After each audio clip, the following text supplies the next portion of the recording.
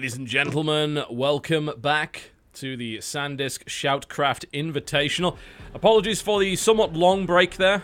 We have lost our Korean stream for a little while they fixed some software problems. We're going to continue without them. And we're going to bring you the losers match. Yes, the losers match is Innovation versus CJ Hero. Like, in what dimension is that ever the losers match? I know. That's a crazy losers match to have, but in a group with Life and Flash, it's not that unreasonable. But, you know, I look at this and I say, based on the results of the last year or so, having Flash got in first place actually is a surprise in this group before. Yeah, it was a really strong group, and a lot of people expected him to go down.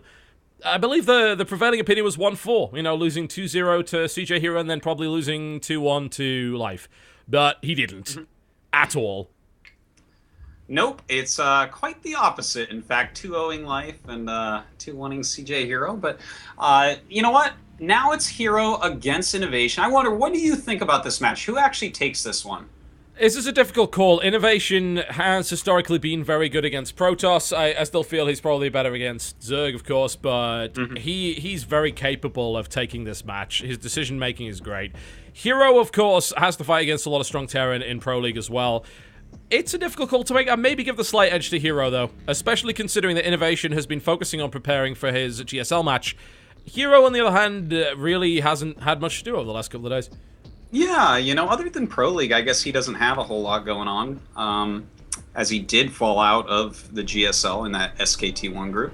But, you know, thinking about this, right, I want to give the edge to Hero as well, because he played so fantastically against Flash, like especially on Frost, which, by the way, is our starting map. Yep. But Innovation is practicing his ass off for his GSL Code S match tonight, and his first opponent, Zest, one of the best Protoss in the world as well, so he's probably pretty darn good at this matchup right now. I can only imagine that he is. There's no doubt about that. The question is, how much is he bringing to the table here against Hero? And more to the point, what does Hero have up his sleeve? Because, as you said, we saw almost impeccable play against Flash. It wasn't quite enough, but it was pretty damn good nonetheless. And, I mean, on map 2 in particular, Hero looked unbeatable. He certainly did, and here we are on that map. That we are. Ladies and gentlemen, I can't even believe him. Well, never mind. I guess I'm not going to say that. They ruined it. Yeah, he will fix that in a second. It's okay. He will fix that in a second, which is great because it allows me, of course, to thank our sponsor Sandisk and Sandisk Extreme Pro SSD for providing us with this tournament. And I suppose we can say, truly, without a hint of irony, that Sandisk really did give us the best Flash memory. Whoa! Oh, Totalbiscuit. That was a good move right there. The things I come up with while pissing, Artosis. I tell you that. It's a thinking time. It's a philosopher's activity. Oh, man. It has been such a great tournament up to this point. We have so much more to go. So much more. Yeah, indeed we do. 2 amazing matches left, and it turns out no mirrors today. I was actually kind of looking forward to a possible TVT. I don't get to cast many of those nowadays. Yeah, I can imagine. I do love my TVT. You know, it's easily my favorite mirror, there's no doubt. It's kind of why I put 3 Terran in the matchup. Well, I don't know. I mean, we might get it. Hell, we might get Flash versus Byung best of 7 on day 3. That's feasible. Oh, I would kill for that. I would absolutely kill for that. All right, these guys look like they're ready to go. So, Hero, stop counting. There we go. That's the wrong button. There we go. I'm just hammering my buttons. Like, well, yeah, which is the unpause button? No, print screen is not it. No, scroll lock is definitely not it. There we go. Oh, as rare as it is that we have to do that. But there we go. Okay, so let's attempt to start that one once again. A bit of a false start there, but never mind. To the northeast position, ladies and gentlemen, in the red trunks, playing Terran, fighting for his life in this tournament, after a narrow defeat, of course, by Startail Life. He is Acer Innovation.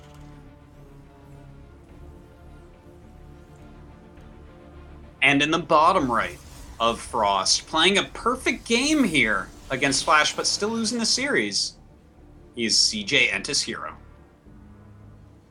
Yes, he is. And what a monster Hero has been for a very, very long time. Very consistent, very strong player. But stumbling a little lately, showing a little uncharacteristic weakness over the GSL and in his Round 3 Pro League results. Not as strong as usual. Still a top player. Still ranked top 10 in the world on Ligalac, in fact. But yeah, but you know what? Who he's up against is the #1 rank in the world on a Ligalac, which is Innovation. Yeah, so if a Ligalac tells us anything, Innovation should be the one taking this home. If a Ligalac tells us anything, it's that it's been paid off by Ace of Team Story Cup by the looks of it, because there's a lot of points he earned from there. That's true. Well, I mean, you go 14-0 at like any MMR with any ELO, and you're having quite a point boost. And Innovation always near the top, anyways. So indeed, not too surprised to see that there. Gasless expand CC first here for Innovation.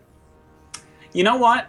I was gonna say, but we were talking about too many fun things, that I wanted Innovation to do something exactly like this, because he had to have been watching the match before, right? Like, he had to watch Hero versus Flash. And if you look at that game and you open Reaper against Hero and he opens with the same build, you're going to die.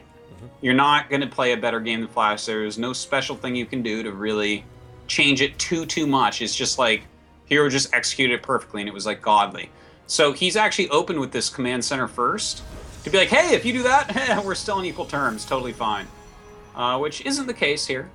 He did not open like that, but, you know, just I like the thinking here by Innovation. Yep, no scout as of yet here from Hero. He is moving out now, and he will be able to see that CC first.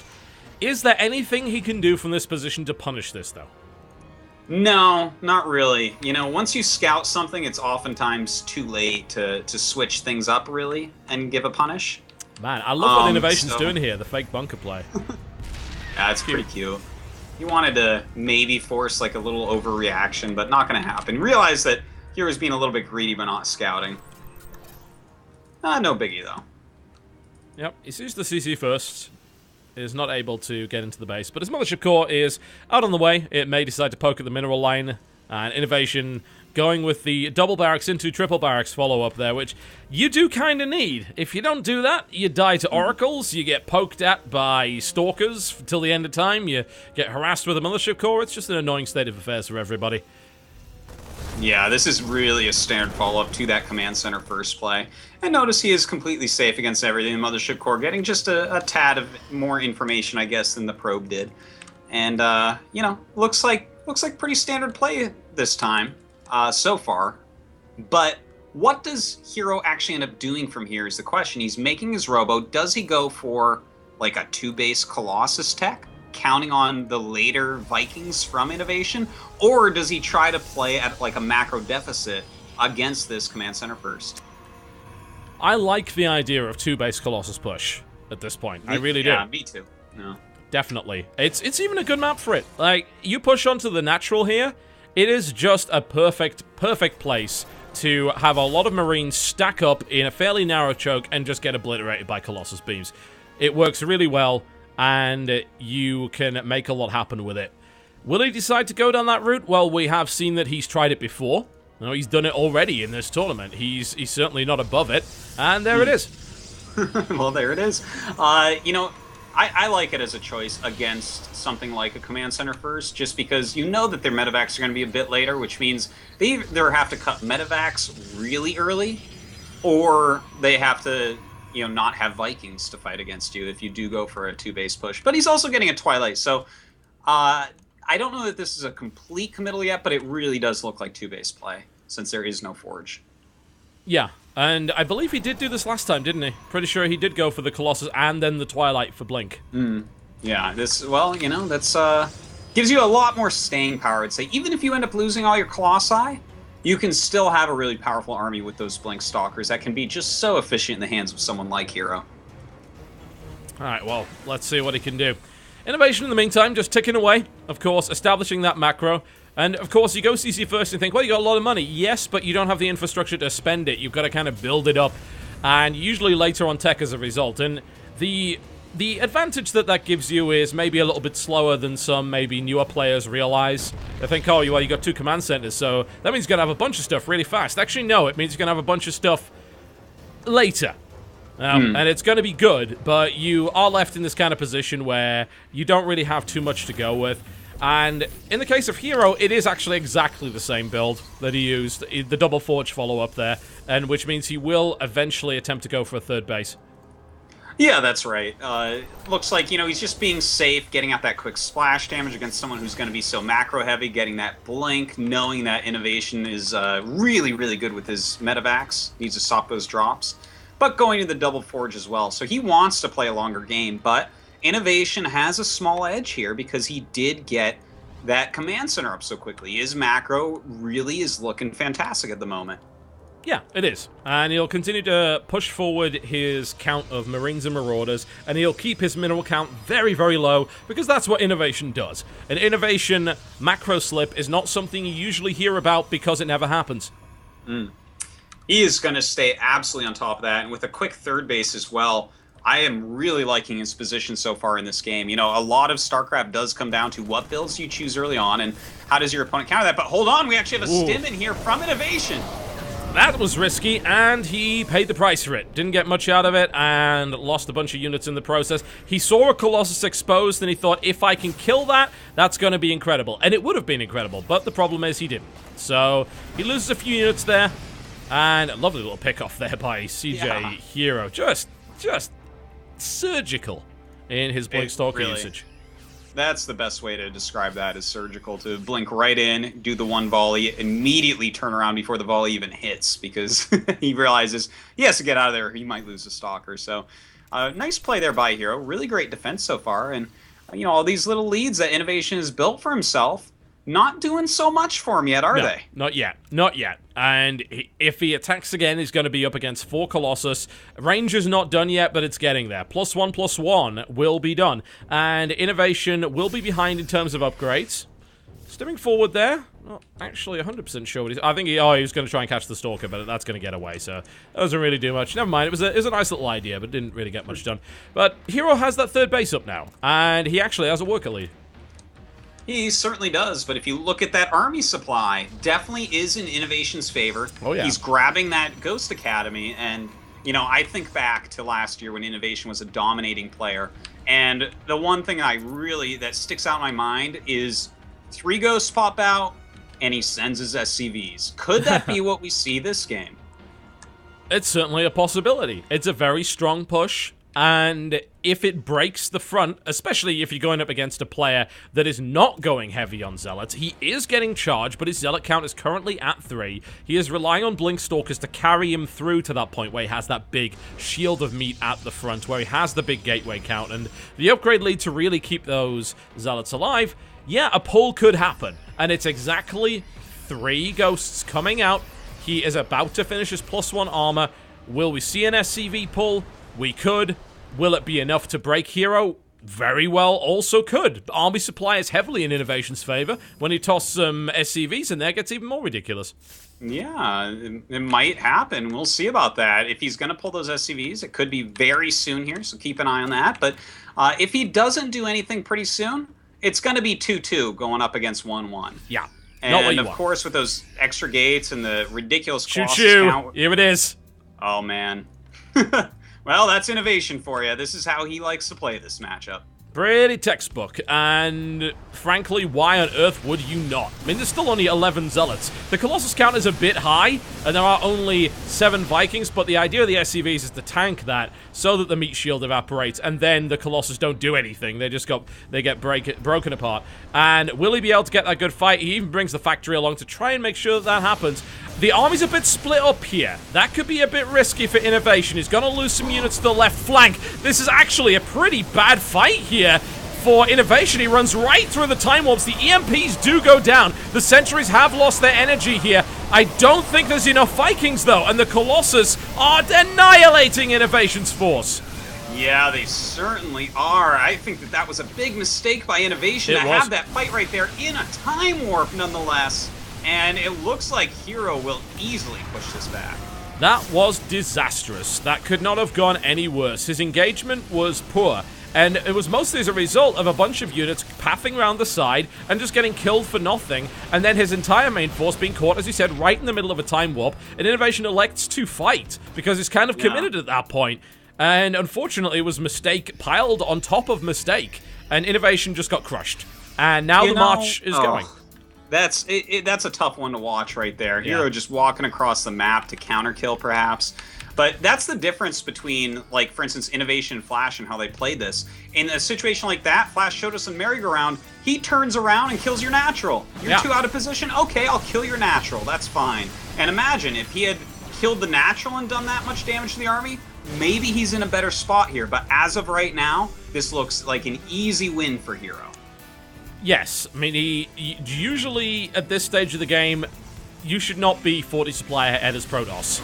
But he is. And the SCVs coming across, the force fields could not be any better. They funnel all the SCVs into the hot gates where the numbers count for nothing, and Innovation melts. It's as simple as that. There's nothing else to say. GG. And absolutely buried is Innovation in that first game on Frost. You know, that's too bad. He got the better end of opening build orders. His initial harassment didn't really do a lot, but really, you can't attack down a ramp through a time warp. That is not a doable attack at all. You know, I wish he had taken a page out of Flash's book there, and once those spells went off, just turned around and stemmed into the natural. I think that would have been a really nice move from him. Yeah, that would have worked pretty well. Your opponent's army's out of position, go hit somewhere else.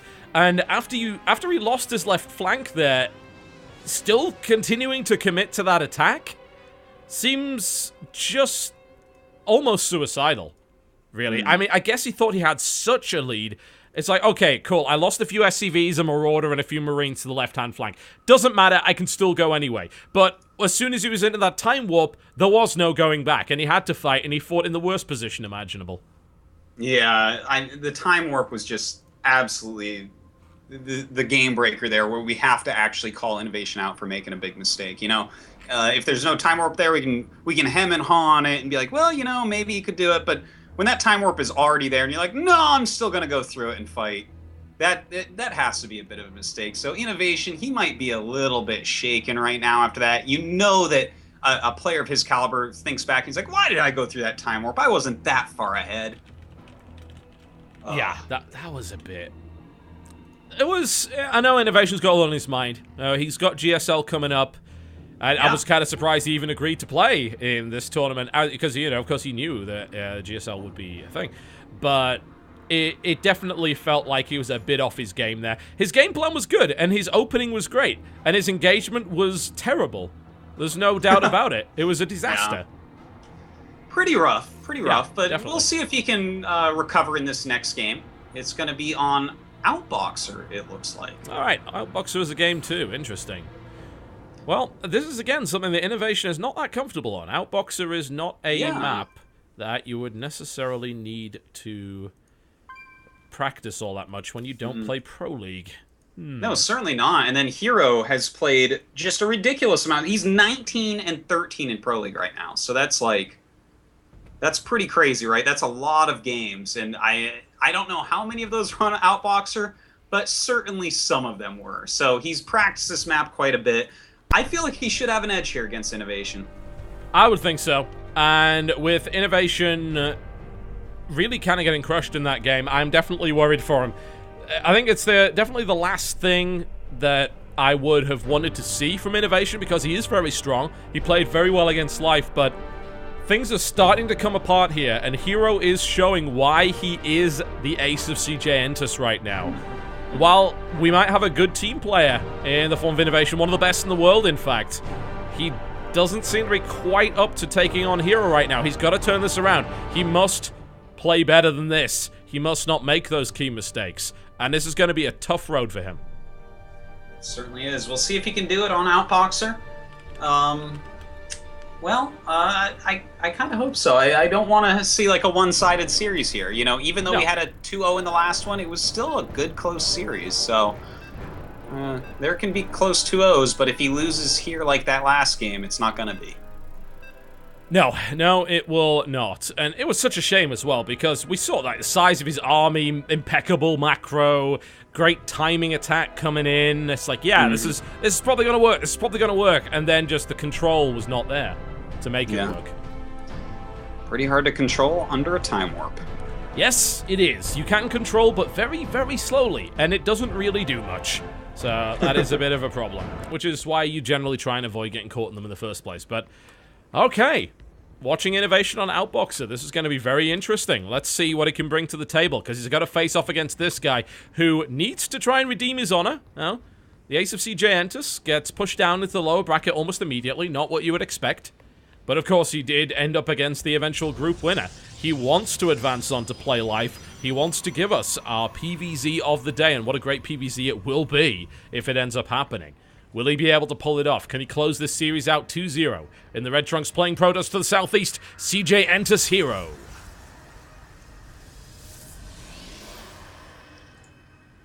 And in the top left of our map, kind of a mess up in that last game despite a very nice opening. If he loses this game, he is out. It is Acer's Innovation. You know, it does make me feel bad. We've created an event that involves knocking out players like Innovation so early on. Like, that just seems wrong to me. Well, it's a beautiful event is all that means, Totalbiscuit, and I'm sure I speak for everyone when I say thank you for organizing this all together, you and your crew, because damn, it's some good games today, and I'm sure it will be for the next several days as well. Yeah, I don't see bad games happening in a tournament with a lineup like this one, especially if we end up with the round of 4 that is starting to shape up at the moment. With Flash's great performance today, and the possibility, of course, any of these 3 that can still go on, and I'd be happy with any of them getting into the round of 4, honestly. Well, that's the funny part about this, that if you took the 2 bottom players out of today and the 2 bottom players out of tomorrow, and you told me, if I hadn't watched these rounds, you said, this is the top 4, I'd be like, damn, sick. Yeah. All right, let's do this. But because that's the level of these guys. Yeah.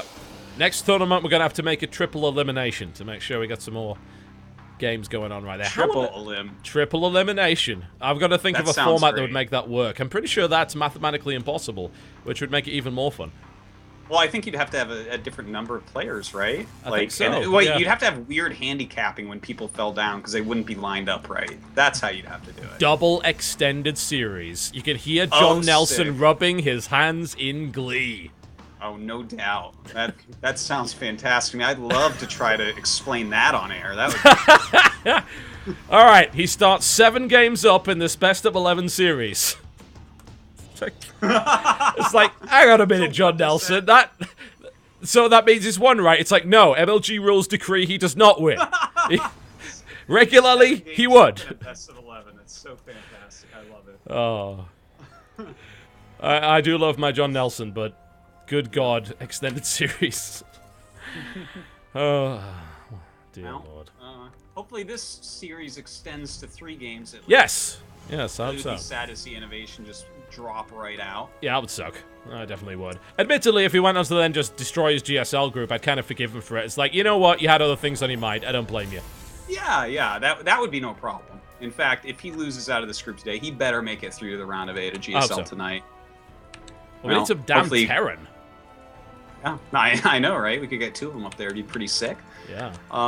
Now, we do have a Robo coming up for Hero. I was wondering if he was going to go ahead and do a Blink build here, because, you know, we saw the Blink build before. It is a pretty powerful build, but chooses instead to go for that Robo. All right, fair enough. So what do you think's coming out of this?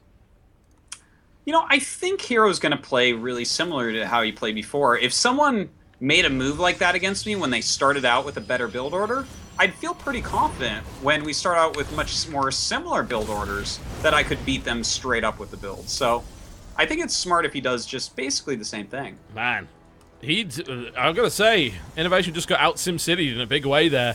It's like, oh, I'm going to come around the side. Oh, that's where all your buildings are. That's not going to work out. That's, you know, losing the Reaper that quickly, it's not key to keep it alive, but it's nice. And usually you should be able to get out of there. You know, that's It's another place that we can look at Flash versus Innovation and some of the ways that they differ. Like Flash, as you were talking about, his Reapers just never die. He keeps them alive for so long it's actually like silly to even bother clicking on them anymore. Whereas, you know, Hero, he's very well known for his SimCities, and Innovation still got stuck pretty badly. Yeah, it kind of did. And what we're seeing is a very early Warp Prism coming out of CJ Hero here. Interesting differentiation, and this could be problematic for Innovation because he has elected to move across the map, and he's doing so without medevacs. Well, I mean, obviously, a Warp Prism can do a great job warping into their base, and he's actually sending across without a probe. I thought he'd bring a probe to an island just for the hell of it, but I guess not. We'll see what he gets done with that. But in the meantime, his Stalker actually gets caught at the front. Oh, that's brutal. Well, as the Photon Overcharge, Innovation is not going to be able to get up that ramp. He will do some damage, but he's going to lose quite a few units in the process. The force fields! Oh, wow! God, that was so good. He was so patient. Both of them were so patient there. But at the end of the day, Hero gets some really value force fields and almost kills the whole army.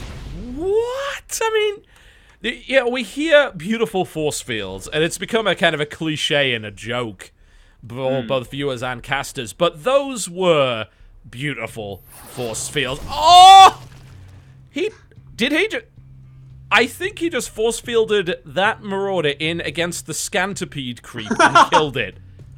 He did. It was so low. It deserved to die, but that was pretty funny. Oh my god. Well, that was not a push that went well. No, certainly not. Really enjoy those force fields because basically Innovation wanted to like walk up and kill more probes during that. Yeah. But the sentries were there and he knew, so he had to kind of kite, and he was hoping the sentries would overcommit down the ramp, and then like it lined up beautifully for Heroes. It was just moves like that make my entire day, Totalbiscuit. It was really good, and Innovation is now going for a drop, and he needs to make this work because his initial push got crushed. And as a result, that triggered Hero to just say, oh, you lost in a big way. I'm going to build a bunch of gateways, and I'm going to attack you on 2 bases. 2 base Colossus, let's just go. Let's go. And, ooh, wow, we're actually seeing an armory come down here from Innovation. May elect to make some Hellbats. That's certainly a possibility. And considering he's only running off 1 eBay at the moment. But this drop's not getting anything done either, because Hero is already prepared for it. The Warp Prism is the most patient Warp Prism in the universe. It's been sitting over there for quite some time. Well, that Warp Prism, I think, is going to become very important because he's got the 8 gateways, and he's doing the 2-base Colossus push, so he needs to warp it immediately when he moves out. So keeping that Warp Prism alive, I would argue, is more important than trying to do harassment damage with it at the moment. Well, it looks like Hero getting ready to push out here, and with these 8 gates, he's going to be able to make a hell of a lot of units to do it with. Yeah. And after losing so many units in the early game, I have to wonder if Innovation can resist it. There are no Vikings on the field right now. There are 3 Colossus. There's some bunkers coming down. Attempted 3rd base being taken. Innovation surviving this would be impressive. And if he was able to do it, of course, then he's on 3 bases. So he'll be in a great spot. But that's a tall order. And Hero is coming in for the kill here. Well, Hero did leave a lot of Stalkers at home. He thinks that Innovation's drops are still on the map, so it's not as powerful as it could be, but he does push forward and with some very nice force fields starts to kill the bunkers. But he didn't kill him, though. And it did keep the majority of the units back. It's almost like Hero was saying, oh, actually, I don't have much of a front here. Like, he has a very squishy, kind of powerful little army there. If Stim Marauders actually got into that, that would be one very dead Protoss very quickly. And Innovation actually has taken a supply lead. He goes out in the middle of the map. He does some damage to the Warp Prism. He doesn't kill it. If he killed it, that would have actually been huge there. But he gets caught out by a Time Warp and is forced to retreat.